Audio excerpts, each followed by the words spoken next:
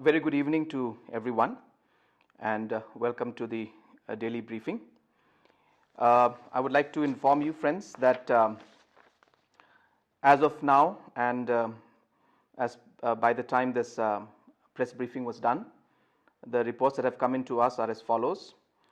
The total samples that have been tested is 766. Out of these tested results, 678 are negative.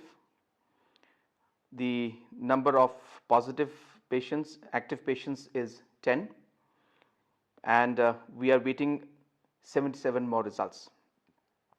At this current point in time, there are 4,198 people under home quarantine and 175 people under institutional quarantine. All the patients who have tested positive are stable. Friends, I would also like to inform you that there were some one of the people who were found positive was from a village called Nongtrei village in Nongtrei Pilun in Milem block.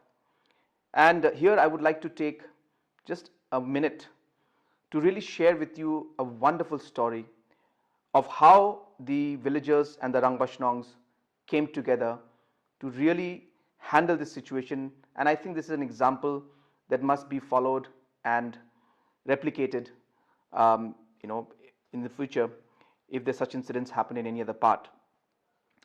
The executive committee of the Rangbashnong has resolved, in fact, to provide all necessary support to the family of the person who has tested positive for COVID-19 and was a primary contact of the index patient. The village has decided that they will take care of the household in terms of food and other essentials, as they are in home quarantine and cannot come out to buy ration and food. This step taken by the village Darbar of Nongtrei village is a great example and inspiration for others to follow and truly highlights the community spirit of the people of our state. The Health and Family Welfare Department has also taken samples from the 36 primary contacts and this positive individual, and results are awaited. Today in the evening, the Honorable Health Minister, Government of Meghalaya, had also made a visit to the said village and met the Rangbashnong and other elders of the village. Number 2, to effectively monitor home quarantine, the Government of Meghalaya is using the Quarantine app developed by IIT Mumbai. And the following persons are mandated to download this app. First, visited Bethany Hospital, Shillong on or after the 24th of March. B, visited Bethany Hospital, Nongpo on or after the 30th of March. And number 3, C, been identified as a primary or secondary contact of the quarantine positive patients. The database of about 5,300 individuals who fall in the above categories is with the Health and Family Welfare Department. These individuals will all receive an SMS or a link via WhatsApp on their mobile phones to download the Quarantine app today. The features of this app are to ensure that the users follow quarantine protocols. It also notifies if there are positive cases around you, and it helps authorities contain the spread of the virus. The Government of Meghalaya will also ensure that all families under compulsory home quarantine who have downloaded the above Quarantine app are given free home delivery of rations so that they don't have to step out of their homes. We will start the process from Wednesday, 22nd of April, and will reach all the homes soon. We request the support of the headmen of all the localities and that of the quarantined homes. The third message which I would like to share with you is that by tonight, Bethany Hospital will be evacuated completely. All the doctors and staff at the hospital have been tested. The results of all are negative, but 3 are still awaited.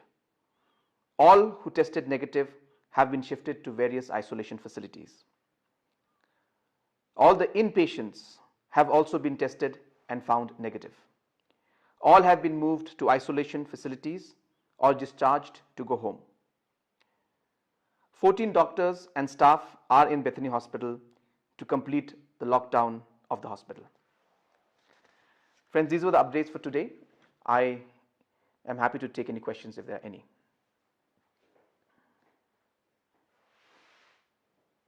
Tomorrow is set to relax the national lockdown as announced by Prime Minister. What is the stand of Meghalaya government? Yes, there has been a circular and an order that has come out from MHA that has said that movement of stranded laborers within the state, to facilitate, that order has come out. Friends, of course, as a guideline, they have also given us set protocols that we need to follow. And the government of Meghalaya, of course, will work towards following these orders. But keeping the situation in mind, we need to be very careful, and therefore we will follow very, very strict protocols, number one. And number two, areas which have been affected and districts which have been affected, there will be a complete assessment on how we should move forward, and only after assessment is made we will take decisions. But districts which are not affected as of now, even in those cases, only after strict protocol and strict measures are taken, only then will we go ahead. Concerns are being raised on complications arising out of online classes. Rural areas have poor connectivity. How will the government look into this issue? Yes, friends, when it came to education, of course, it's a concern for all of us.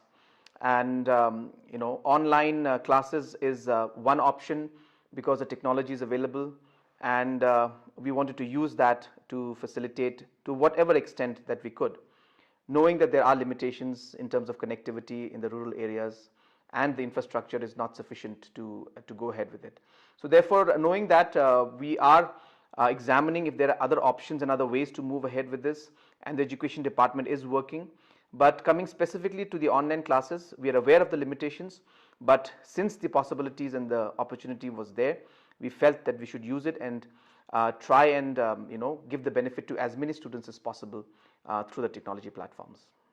From the beginning of the pandemic, it has been repeatedly suggested that ICAR Umiam become a testing center, but this was not taken up. In fact, ICAR Umiam has 2 RT-PCR machines and Negrims has only 1. Yes, in fact, we are aware about the ICAR testing facilities, and it was Meghalaya government that had taken this matter up almost about 3 weeks back with ICMR.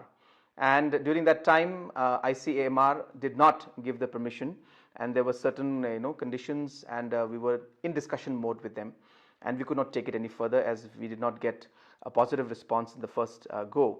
It is after Meghalaya raised this issue in the recent past, about 3-4 days back or 5 days back, some other states have raised it, and keeping the critical condition in mind, to some extent, in some areas where the facilities are safe and there are enough provisions and infrastructure, ICAMR has finally started giving the permission in those areas. So therefore, we will also now once again start moving. In fact, we have already started moving once again with them. But apart from that, also, government of Meghalaya is working on increasing facilities through other technologies also, and we are working on some other aspects. I think in about another 24 hours to 48 hours, we'll be having better information on that, and I'll be able to report, inform all of you, and we should be able to double, if not triple, the testing facilities in the next 48 hours to 72 hours. But I'll be able to update that only maybe tomorrow or day after. Many people in rural areas are rejoicing after the government's announcement yesterday that arecanut, betel leaf and broomstick will be allowed for sale. Yes. Has the government identified the traders who will buy as well as market for bringing the products tomorrow? Friends, of course, we have been very clear that agriculture is critical for our farmers, and for the livelihood and for the economy in the rural areas. And therefore, keeping in mind all these aspects, we had decided, and Government of India has also decided that agriculture should be allowed. and movement should be allowed of agriculture products. But I think all of these comes with conditions. Number one condition is when they do these activities, there needs to be proper social distancing. There needs to be proper, the different provisions that are there that need to be followed. And very, very importantly, the movement of people, which we are very clear from day one, will not be allowed from different states to come in. Therefore, there will have to be some kind of arrangements or some kind of adjustment that will need to be made from within the state on how the logistics will go to the traders outside. So therefore, will there be farmers coming together and then them getting the local transportation and dropping the product off at the border, and then from the border, the other side, the traders will collect it from that side. I think these are nitty-gritties that the farmers will have to work out along with the local traders and the outside traders. And as far as possible, the administration also will try to support in that aspect.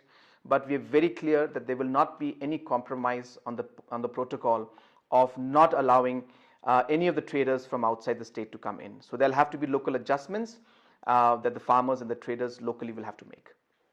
Last question. Will the government declare that suburban area detected with a COVID-19 patient as a red zone? No, I think we have more or less answered that question, that we are, number one, we have already quarantined all the houses and the individuals who have been in primary contact out there. We are waiting for the results of that. Once the results come out, we will be in a better position to take a better decision. But the villagers and all have already been sensitized that it is in the best interest of everybody that that home quarantine and isolation to a large extent is maintained. The primary contacts, which I had mentioned earlier, approximately 35 if I'm not wrong, they have already been told to stay at home and quarantine themselves. So therefore all the protocols are being followed and the measures are being taken. As I was mentioning today, officers had visited in the morning and the afternoon, and the Honorable Health Minister himself had also visited the said village. And I would once again really like to